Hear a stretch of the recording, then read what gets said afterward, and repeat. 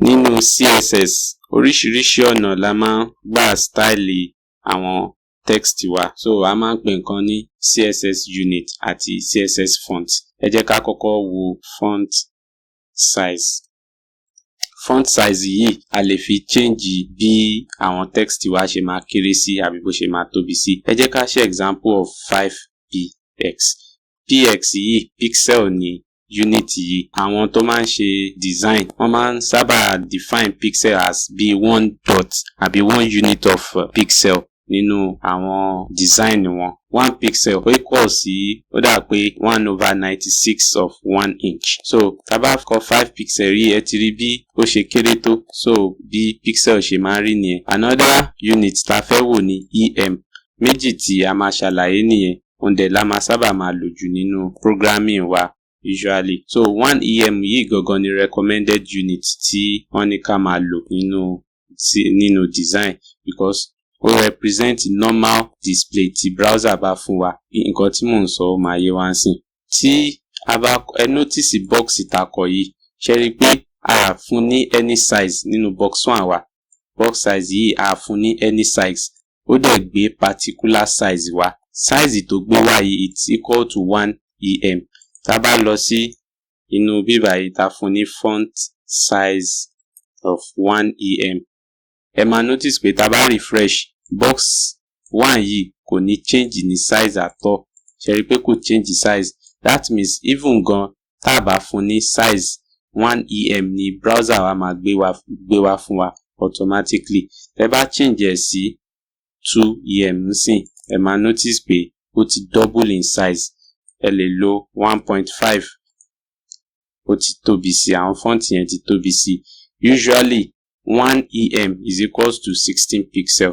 So tá bá kọ 16 pixels nísìnyí, ẹ ti rí bóyá size it's the same thing as 1 em. Ẹ rí pé size yẹn kò yàtọ̀ síra. So 32 pixels náà ó máa equals to 2 em. So unit tí a máa sábà máa lò jù nínú CSS wa ni.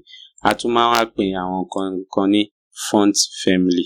Àwọn font family yìí ó ní style of font tí a fẹ́ fún àwọn text wa. Ẹ jẹ́ ká ṣe example oríṣiríṣi font family ló wà. Ẹ jẹ́ ká lo sans serif. Reason tí ó fi change ni wípé sans serif yìí kò sí lórí system wa. Ẹ jẹ́ ká tún try wò. Màá sì ṣàlàyé reason tó fi rí bẹ́ẹ̀ àti àwọn nǹkan tá lè máa ṣe tí gbogbo nǹkan báyìí ò fi ní ṣẹlẹ̀. Ẹ jẹ́ ká fún ní Arial. Ṣé ti rí pé font yẹn ó change kúrò nínú ètò wà tẹ́lẹ̀. Oríṣiríṣi náà ló wà. A ní Arial black. Ṣé ti rí pé ó change. Now wọ́n máa ń pè nǹkan ní font safe. Ẹ bá notice pé sans serif tá kọ́kọ́ kọ yẹn, ó tiẹ̀ possible kó jẹ́ sans serif ni ó bá browser wa ni ó ṣe change. Ó possible tó jẹ́ pé sans serif gangan ni style yìí. So a máa ń pè nǹkan ní font safe. Font safe yẹn a lè kọ font mẹ́ta papọ̀ just in case tí font kan tí ó bá exist lórí system wa, ó máa zoom the next font. For example, tí Arial ló bá sí, ó máa lo Arial black. Tí Arial black ó bá sí, ó máa lo sans serif yìí. So kò need kẹ́ há àwọn kìíní sórí. Ẹ lè lọ sí Google kẹ́ lọ download oríṣiríṣi font fún project yín. So oríṣiríṣi font ló wà. Ẹ lè download gbogbo àwọn font yìí kẹ́ lè lò ní inú project yín.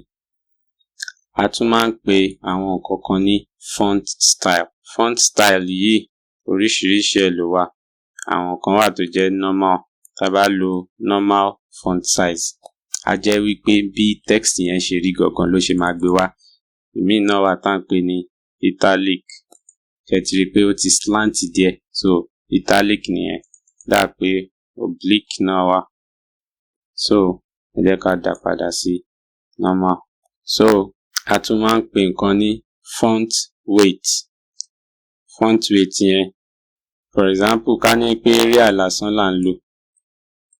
Kan a lè lo bold. bold yẹn máa jẹ́ kí ó kí dáadáa. A dẹ̀ lè lo normal náà. Ẹ ti rí pé ó ti padà sí normal.